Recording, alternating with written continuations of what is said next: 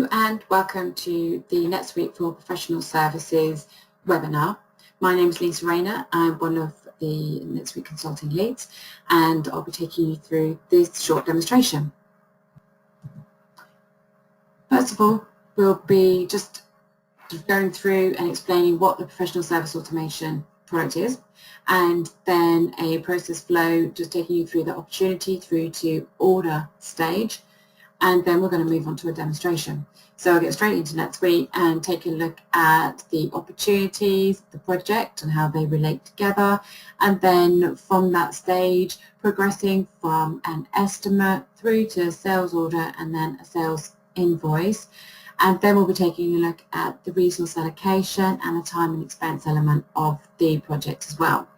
And then finally finishing off with the reporting.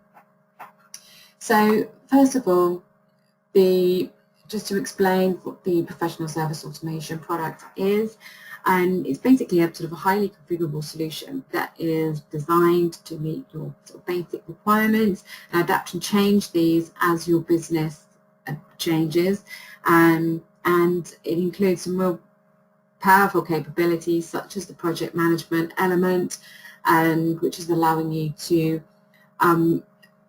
enter specific tasks, track time and cost and expected revenue against those, create your billing sort of schedules, how you want to be able to bill, how you want to recognise the revenue against those projects, to really ensure that you're able to control what's happening, manage that from your client's point of view, make sure that you're able to easily see how the project is running, whether or not you're running to schedule, you're likely to overrun, and how far through you are on that project at any particular given time. And having that real-time information available to a number of your team members so that everybody's able to share that and it is not held offline and being sort of managed by a third-party product that only limited people have access to. So it also has a resource management side, so you're able to assign resources to a project by their skill sets, by their level of experience, by their availability, and also then sort of from the project financial side, able to post and process these transactions through to the GL. So it's a fully integrated product with the core system, meaning that you also then, as soon as those postings are made against your sales invoices, purchase invoices, the time and expense, it's able to be reflected within your nominal straight away. So the steps that I'm going to take you through initially driven from the dashboard view that you have within NetSuite, all of which are specific to the particular roles that you have been granted access to. So you have your reminders on there, you have your shortcuts on there, you have that key information that helps you be on top of and drive certain processes forwards based upon the role and what you have access to.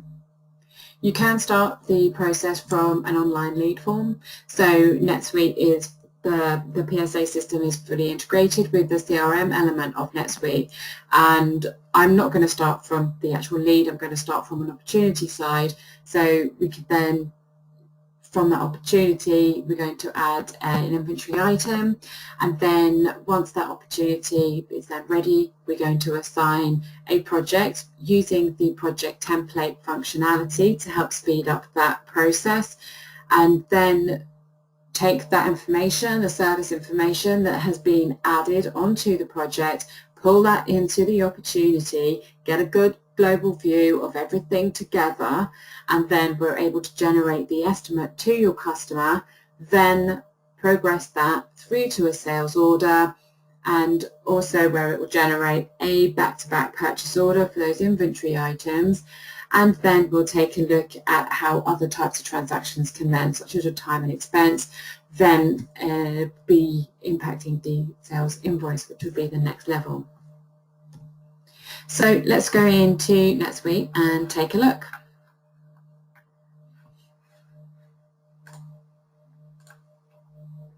So I'm in NetSuite as a sales rep, and I have a number of my key performance indicators, so I've got some items on here that meet certain criteria that it's important to me to be able to then go in and action. I've got some of my open opportunities that I'm able to go in that are sort of relevant stages for me, and I've got some tasks as well and some phone calls that have been scheduled for me to be able to go in and make. So I'm able to keep on top of those and see that sort of information and access it as and when I need to. I've also got some shortcuts on here, so for the key tasks that I do on a regular basis, so I put in my leads, and entering opportunities, some of those sales reports and pipeline and forecast reporting that's relevant to my role, I'm able to go in and access those as and when I need to. So starting off with the opportunity, I'm going to go in and pick up an opportunity that I've actually already generated in the system, just to save a little bit of time as we go through. But I've basically given it a title and I've assigned it to a customer. And it has a status at the moment of need scoping. The status on the opportunity drives the weighted totals and the percentage, sort of the probability that that's likely to go ahead. So if it were a slightly earlier stage in discussion, it only goes to 20%, affecting the weighted total on there. This particular opportunity is a little bit further ahead, and it's at a status there, as I say, of need scoping 40%, weighted total based upon all of the items that have been added against my opportunity. This is an inventory item, and off the back of this, when we get to generating the sales order, will also generate a back-to-back purchase order for me as well.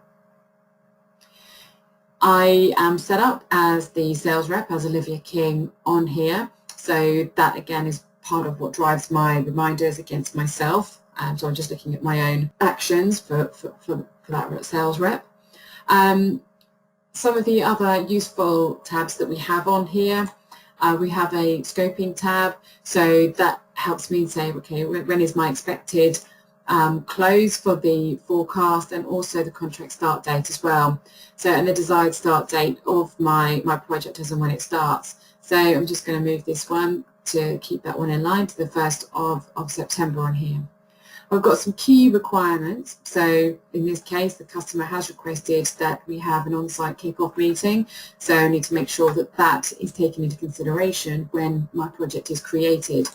But there could also be some potential red flags on here as well. It might be that the customer is based in Glasgow, and we need to have, expect that there's going to be some higher expenses that are going through, or our main contacts are based upon the other side of the world, and that could prevent us from being able to communicate with them instantaneously, and therefore could have some impacts in the delay of the project. So these are all the types of things that the sales rep can enter so that the project manager is aware of them when generating and creating a project.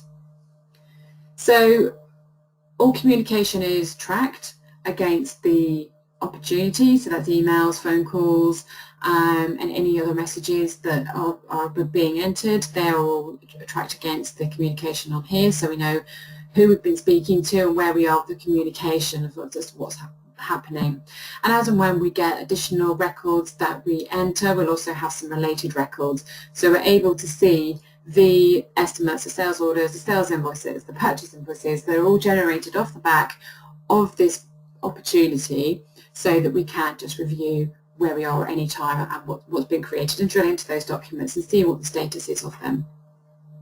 So as a sales rep, I've put on everything that I need on here, and then typically that would go through and be picked up by the project manager. So I can change my role. I won't be changing the role all the time in here. So it's just to give you a sort of an idea on how each different role looks and how that can sort of improve your efficiency when you're using the system. So I have a reminder of projects that need to be scheduled or ones that need to be scoped. So I can click in and take a look at those, and then the 1357 is the opportunity that we've been working on. So as a project manager, I would be able to come in and take a look at the opportunity, work out what type of project needs to be generated, and then I can go in and create that project off the back of it. So what I can do from the scoping tab, there's a way of looking at the available templates on here. So when I go in and take a look, I can view all of the templates that I could use. Now, templates can be created from a new project that you've created that would be useful for future generation, or it could be an existing one that you have on here. So I have a number of them created, and so I'll take a look at the ERP implementation. That for me would be the closest one to what I need to use.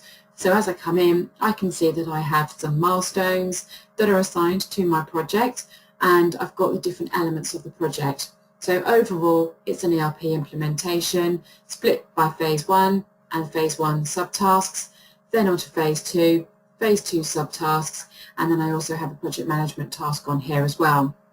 The idea being sort of that flow of the tasks can drive the following task potentially. So you're able to set predecessors so that one task doesn't start until the next, and that obviously drives the milestone side of it as well, so that a milestone is able to be built once the previous tasks are complete against it. So the template is a starting point. It's got all the key information on there, but is not set in stone and can't be changed once we actually create the project. So to create a new one would simply be create the project, and then that would go ahead, prompt me for a customer and the name of that project, and then generate all of those tasks for me and all that information. So just for sort of speed, I'm going to go in and actually just review one that I've generated off the back of this a little bit earlier.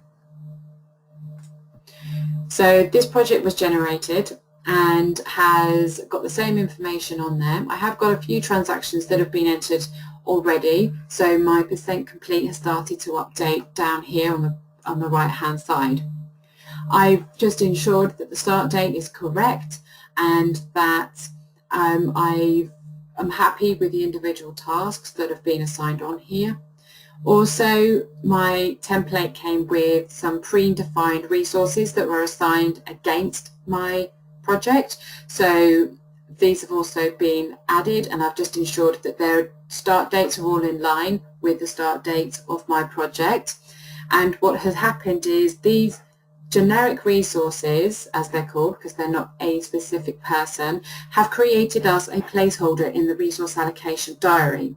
That helps us work out what the forecasting of our resources is going to be, on the basis that hopefully we can fulfill all these projects based upon the start dates, and then we know whether or not we have enough internal resource, or maybe we need to get some external resources to be able to come in and help cover that load. But by having all of these created in the diary, we're able to know how much and how long we might need somebody to come in and cover this time for. So we're able to then see what the estimated work is. So we have 640 hours on here. I can just see that actually out of that I've got 14 and a half that have been created, and then that just updates my remaining work and also the % complete against my project. So I have my schedule and I have a budget, which based upon the time that's been scheduled into the relevant periods, I'm able to get what the breakdown is on here.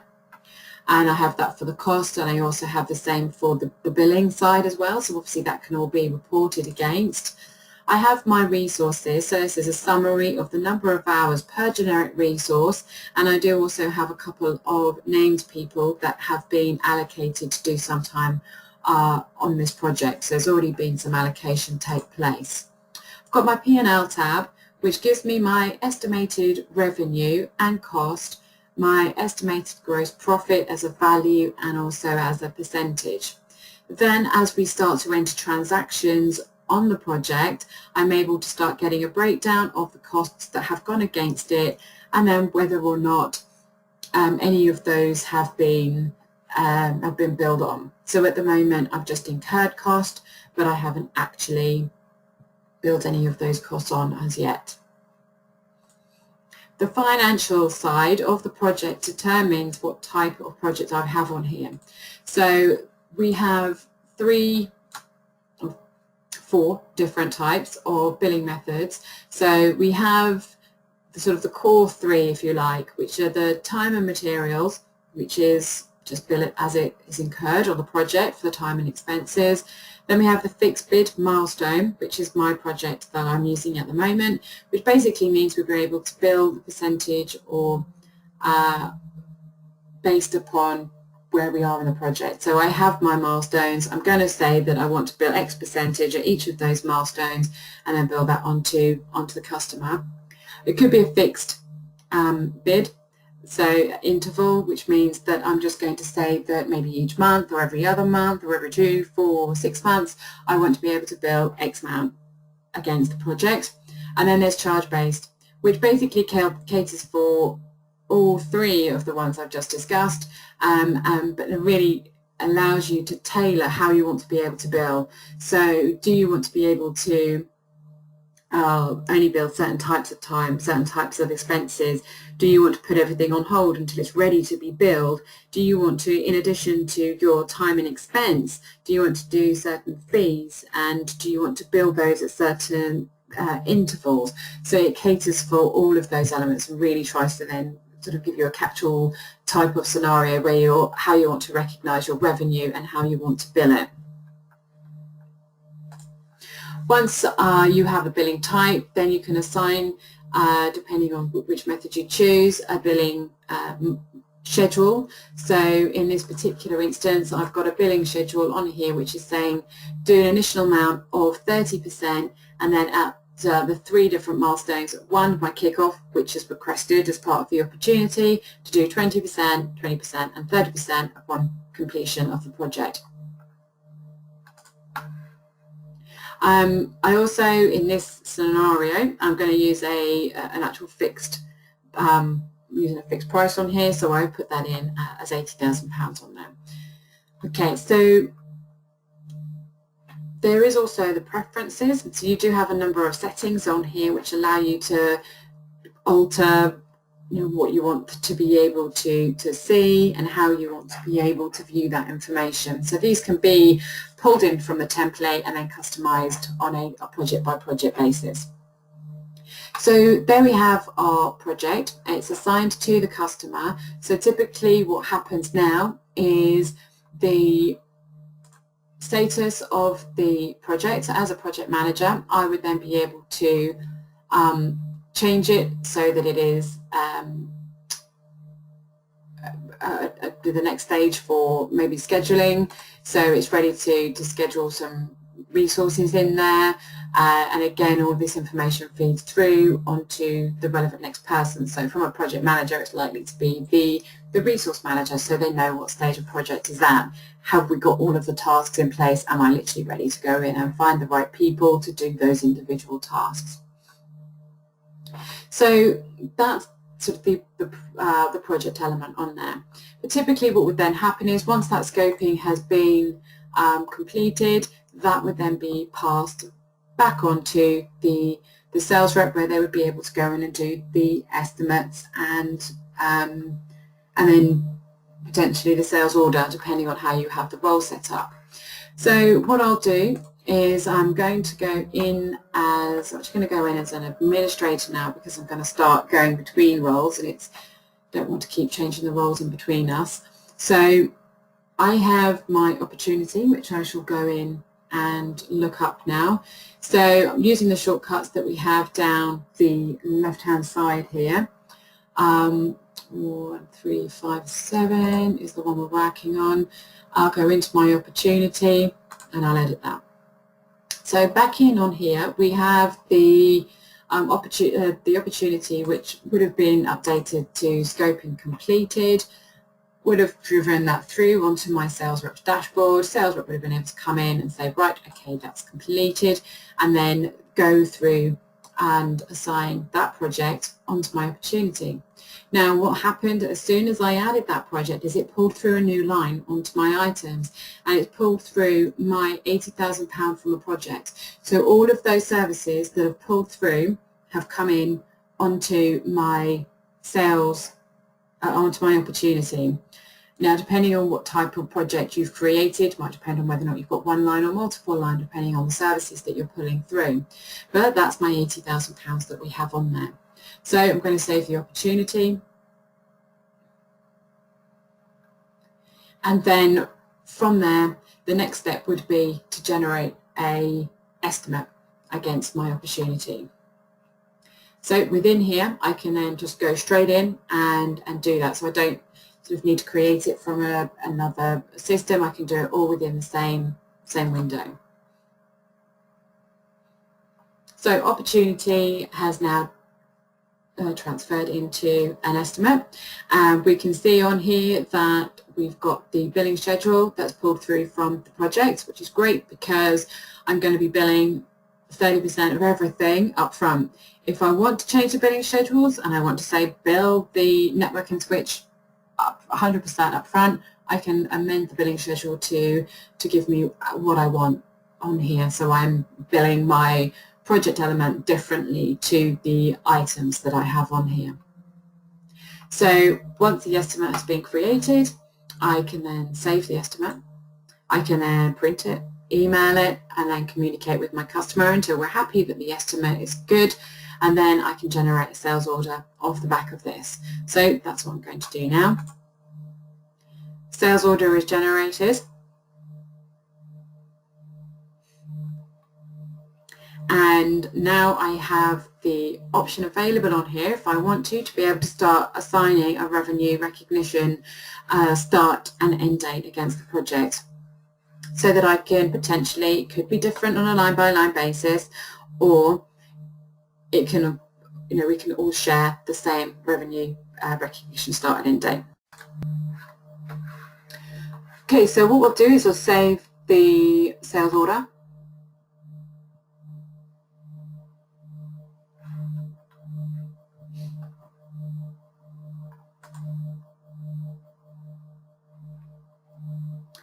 And that will then start to generate a purchase order. Okay, so now we have a back-to-back purchase order that is now associated to all of the transactions that have been generated on here.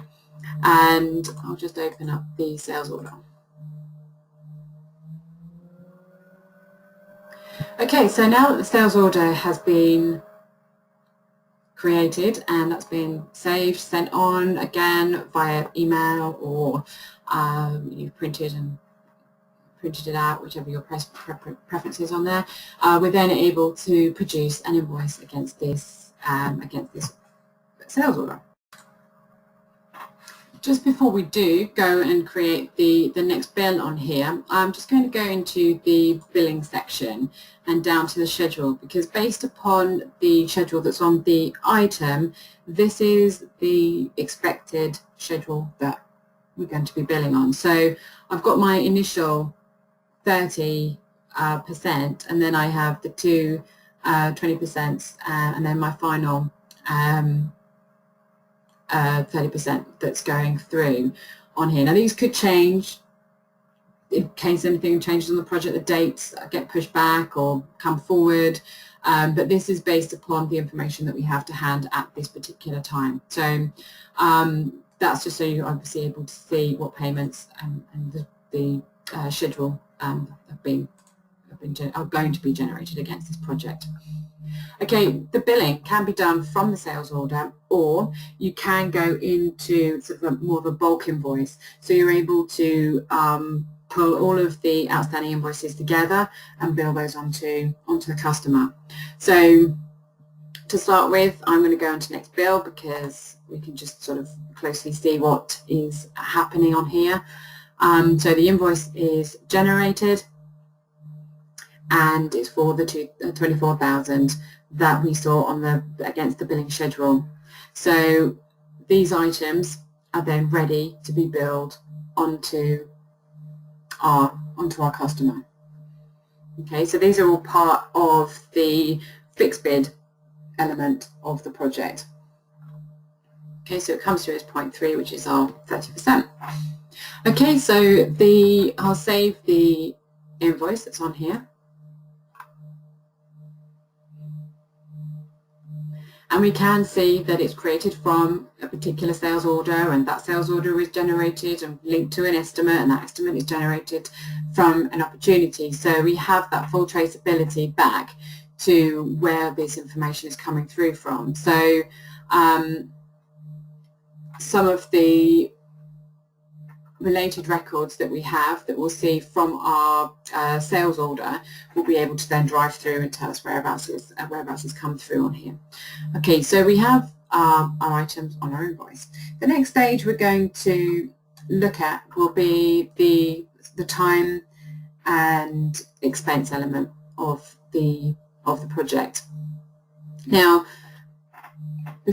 when the time is entered, you do have the option to say whether or not you want to use anybody on the project can enter time and expenses regardless of whether or not they're on there, or you can actually drive the visibility on the time and expense entry based upon the access that that employee has on the project. So I'll go into the allocation first, I think, before we actually do the time and expense, and we can just ensure that the right people are assigned to the project. So on our project,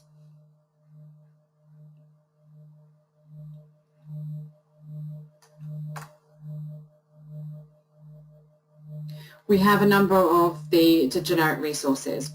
As a project manager, I do have the ability to be able to do a bulk reassignment. So I could say, actually, everybody that is a UK consultant and is going to be transferred to an actual named consultant. Anybody that I've got down as a generic resource as a business analyst, I'm going to go and do a bulk reassignment to the another, maybe it's a vendor, because you can have the vendors as resources as well, and so it can either be an internal or an external person that you want to assign them to. So if there is quite a lot of reassignment that needs to take place, you can do them in bulk. So what we need to then look at is who we want to have and how we're going to reassign them. There's the resource allocation chart, which allows you to quite nicely see that in a graphical representation. Otherwise, you could come in on a line-by-line basis and amend it directly within the project. But I'm going to go in and I'll show you the resource allocation chart on here.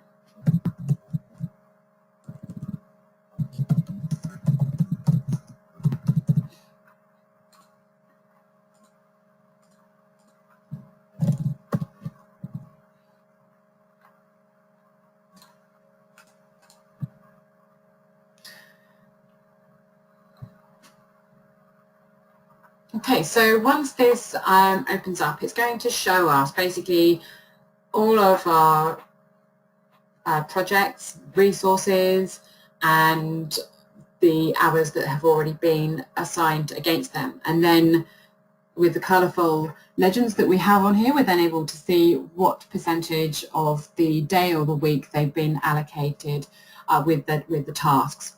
So we're able to restrict what we see on here. So we can create different views so that perhaps I'm only looking at the projects that I am a project manager against, or I might just want to be able to do by particular resource, particular project, really narrow it down to make it easier, because obviously over time you're going to accumulate probably quite a lot of open projects, and until they are closed down, you'll see them in the list. So the filters are a great way of being able to narrow down what you want to be able to look at. You can also change the view on here. At the moment, I'm looking at individual resources. So I can see that, you know, we had Abraham and we had James. They are both allocated resources against the project. So I can see Abraham is doing some hours there on the 17th of September, and James is doing some hours starting on the 3rd of September.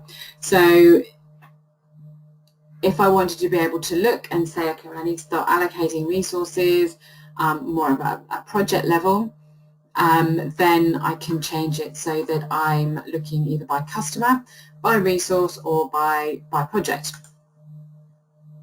So when I change it to be project, I'm able to take a look at all of the resources that are against that project and then start to work out how I want to allocate the hours for those. So you've just got that flexibility on what you find a bit easier and to allocate and how you want to allocate on here.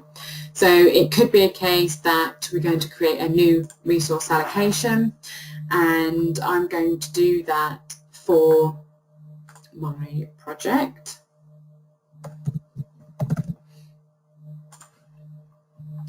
And the start and end date that I want to be able to use on here, we say we're going to go from the 22nd to the 26th there. I'm going to allocate, I need to allocate 100% of that because that's going to be a solid week on here. I could change it to be a soft or hard allocation, which basically means that one can or cannot be amended by the sort of relevant people in their roles. And then if I'm not sure who I can select between those date ranges, I'll come in and just select them from the from this resource allocation screen on here. Just check the dates on there. So do 24th to 28th. Percent availability. There we go.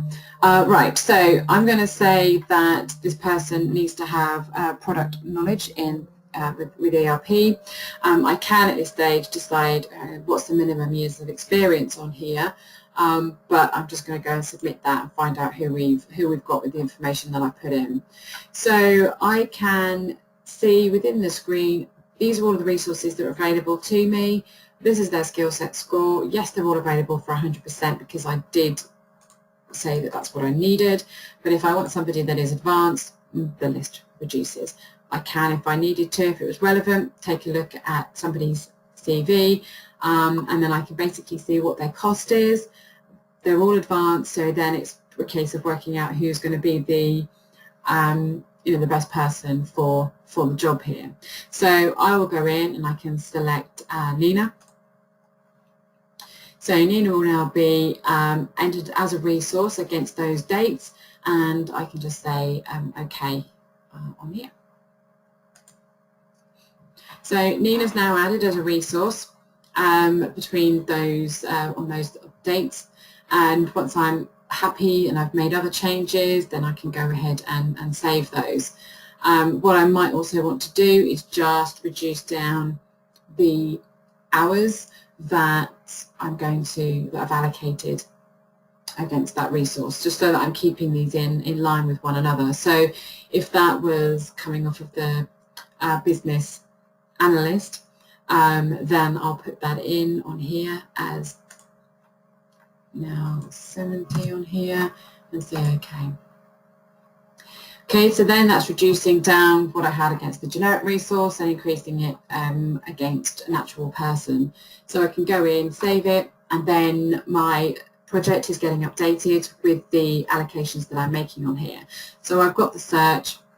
It's allowed me to do that on a project-by-project basis, but if I want to go in and I just change that back to looking at a resource, then I'll be able to see Nina and her availability during that time, and what she is or isn't working on within that project.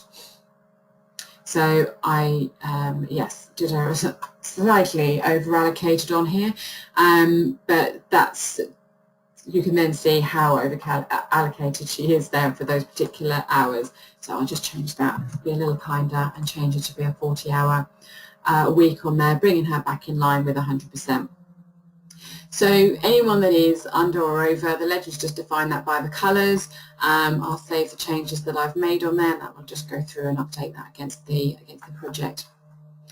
Okay, so that's the resource allocation. Great filters, able to look by the dates. You can collapse and expand them so you're easily able to see and filter, look at it by day, week or month depending on how you want to be able to change those hours, drag and drop depending on where you need those people to go, or reduce the hours by dragging and dropping those fields on here. So that's one of the ways in which you can use the allocations through the chart. Okay, so once the allocations have been made, as I say, they are reflected against the project straight away.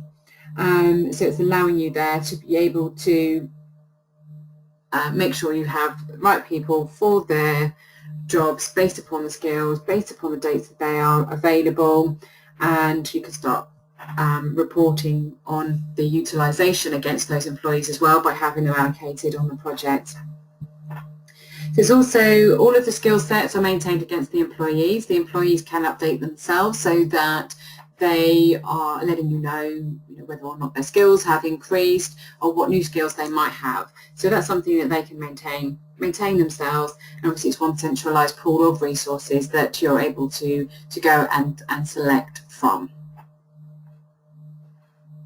So going through and entering the time, we have the weekly timesheets that go against the project, and I'll be putting those in. I'll go in as Olivia, who is somebody that's scheduled to work against the project and the relevant tasks.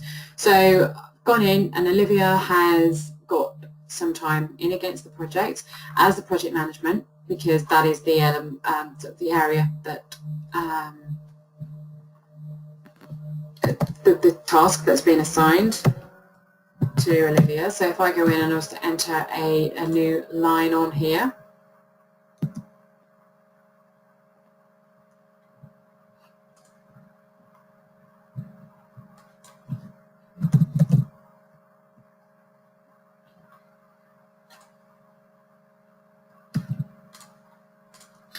I see just the tasks that I have been assigned to. So you can change it so that you could enter time against any of them, but this helps when you have quite a lot of tasks that are available. And then we have the relevant service items, whether or not it's going to be billable. These default options can come from your setup, depending on how you want to define those. So that's my new line that's been added, and I will submit that.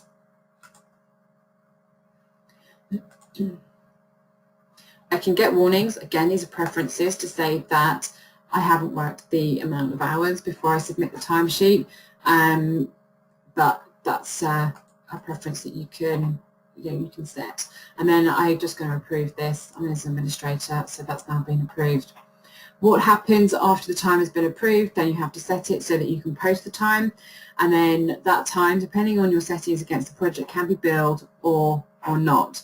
So I'm marking this as billable, but on our fixed price project, it may be that you do or you don't want to bill those on top of what's already there. We'll go through and also put through an expense entry as well. So the employee, and then we can put through which projects we've been working on, and the task on the project, and then the category that it relates to. So on here, I'm going to select, I'll select parking and the currency. If you're using multi-currency environment, it's marked to go as being billable, and I'll just put this one through as standard, and then the amount. Okay, so also in addition to this, there is an app. So the app can be used to enter your time and expenses. With expenses, it's really useful because you can just take the pictures, enter the expense, attach the picture to the receipt entry. So you can do that from your phone, and it will then send it through to NetSuite, where it will then create an expense entry for you, one expense entry for multiple claims that you put through on your phone, and allow you to really easily just keep on track of those, because as we know, entering receipts are a nightmare. They get lost so quickly, so just take a picture of them, get them through, get them on the system, and then they're done. The same goes for the time. You have time tracking, so it can time how long you're taking on certain activities. Those activities can be assigned to the projects in the same way that I did earlier, and those can then also be sent through into NetSuite. So you don't need to be waiting until you've got your tablet or your PC in front of you. You can capture that key information without it getting forgotten or lost on the app, and then get that put into NetSuite. So that's really useful. Expenses are entered, then they can be submitted. You can use standard workflow, so it goes to the approver, or you can have it so that you have a more elaborate, comprehensive process flow for the approvals that goes through into the system. So you can really define and create what you need on here.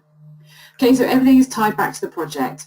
Everything is tied back to a task, so we can really track how in budget, over budget, on budget we are with these particular projects and down to the task levels. Okay, so those have been done. Once they're ready to be processed, then you can generate invoices for them separately. Now, as I say, if they're non-billable items, then they would just be picked up and you just sort of consume the cost as part of the project and then bill them as part of your fixed bid. But if you wanted to be able to bill them separately, then you can do so.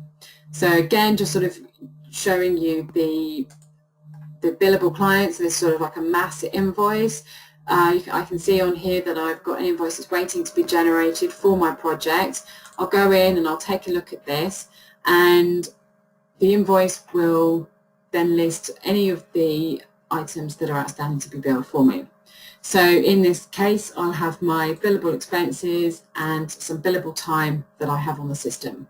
So once I save that, that will then generate an invoice against my project, and then all of this information can be viewed and just goes through the normal process then, being sent out, has a payment terms applied, cash comes in, and then it's all recorded against the project level. Okay, so going back into the project, some of the financial information on here will have updated. My project has sort of crept up with its percent allocated, and I have on my related transactions, I'll have my opportunity, so I can see where this is originated from. I've got my sales, so I've got my initial sales invoice for the fixed bid 30%, plus the invoice that we've just raised through for the time and expenses on here. All of my costs are listed out, so I can see I've got my expenses, the purchase order that's gone through, that have all been entered. Same as with the timesheets, those have all been put through the system, so I can see how those have been allocated. I've then got the journal entry side of it, so that full financial visibility, and looking at any of the sort of a different view there of the cost that are on the system. So this full traceability is just available to you, and then the process bars against the individual task starts to build up. Okay, so the next stage really on from there would be to start looking at some of the reporting that's available to you. So one of the really nice features that again would be great, or is great for the project managers, is the project dashboards. So let me look for a project that has a little more, has had a bit more going on with it. So this is sort of an older project, and you can start to see on here that the tasks are starting to show me the percent complete. I can see where we are against the whole project, and what has been estimated, what's been sort of allocated, and what actual work we've got, how much time we have got left, but also how these tasks are coming along. So in addition to that, we can take a look at the project dashboard, which gives us a more broader view of the project. So now I'm not only seeing those individual project tasks and how they're progressing, I also get to see the Gantt chart on here as well.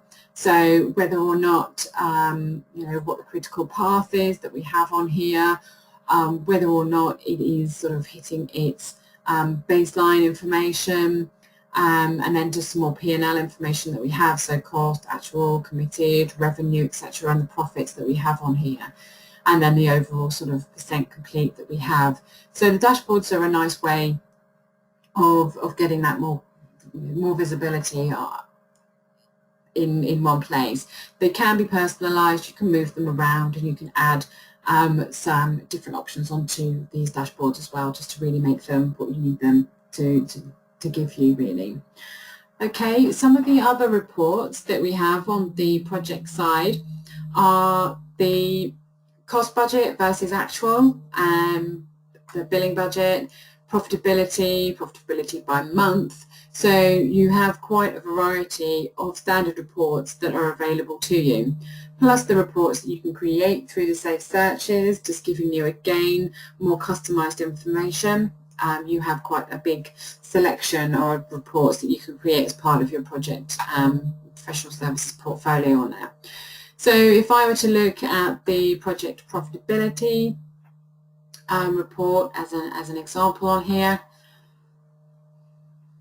we can start to see, based upon those individual projects, how they're starting to look.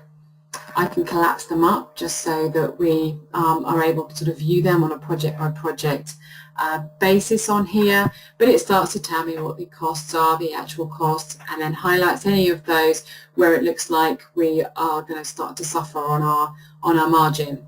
Now, it might just be a simple case that maybe we've had, some things haven't been invoiced, or whether or not a purchase order, as when the invoices come through, there have been some hidden costs on a purchase invoice, so therefore the purchase order might have a slight variance on there, but it really allows you to sort of work out where some of those differences have incurred. Any of the items that you want to be able to go and look at in more detail, you can go in and select the lines. It will take you down into the detail level of the report, so you're able to drill down and really get to the source of why you might have some differences on here.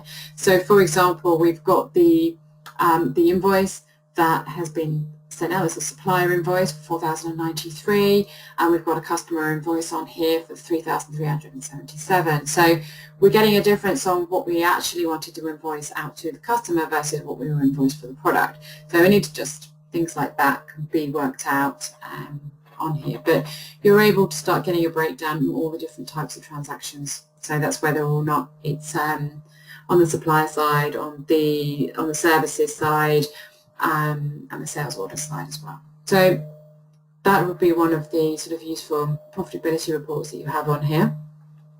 There's also the project and time tracking. So you've got a number of unbilled costs, unbilled time, utilization by resources that we've got on here, planned utilization, so time that you're expecting to use that in the future. And so we can go in and just take a look, and we can adapt and amend these on the filters. So based upon the default working calendars that the employees have, so that could be part-time calendars, it could be Monday to Friday, full days, half days, whichever. It takes in consideration the number of hours that they have available, the number of hours that they have worked so far, and we can also start to take a look at, on the time side, how many timesheets we're expecting them to enter, how many hours they've done so far, and how far out we are, and whether or not we're missing any timesheets, and all of those kind of things that we need to try and keep on top of. So a number of different reports that are available here within on the project side of things. Okay, so just going down into profitability by month. Again, just different ways of breaking that data down. So we've got it on there, sort of month by month, extending it out,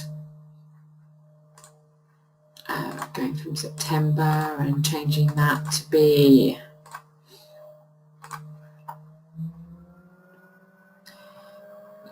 a different span of periods that we have on here, so we can start to get that breakdown for the different months as well. So really have got quite a variety on there. I think if there's any sort of information that you want to be able to check or view, or anything in particular you want to check for your reporting requirements, then by all means give us a call. We can go through that in more detail and let you know what is available, how you can get to that information. So really, just to summarize, back to sort of going through them on the project side, we've created an opportunity, and from that opportunity, been able to generate a project, create a schedule against it, put some hours against it, bring that information into the opportunity, provide an estimate to the customer, including all of that detail, define how we want to bill it, if we want to put any revenue recognition schedules on there, and then we can, from that estimate, generate a sales order, which will then use those billing schedules and to drive the relevant amounts to be invoiced to that customer. Define how you want to be able to, if you want to incorporate any additional invoicing for your time and expenses, but have all of that information, all that cost and all that revenue building up against the project, so you're able to see what has been entered on there, and then track it through the project, track it through saved searches, through your dashboard, and be able to see that full view of what is happening against that project. Be able to assign resources to your projects, amend those resources, reassign them, change the dates, and have that reflect directly back into the project again. So hopefully this has given you an insight into the professional services automation product that NetSuite offers. There is a lot of information that is available to you. So please, if you do want us to give you any further information or give you a cut down version of the demonstration specific to your organization, then please do use the contact details available here for us to be able to go through that with you. But thank you for your time. Goodbye.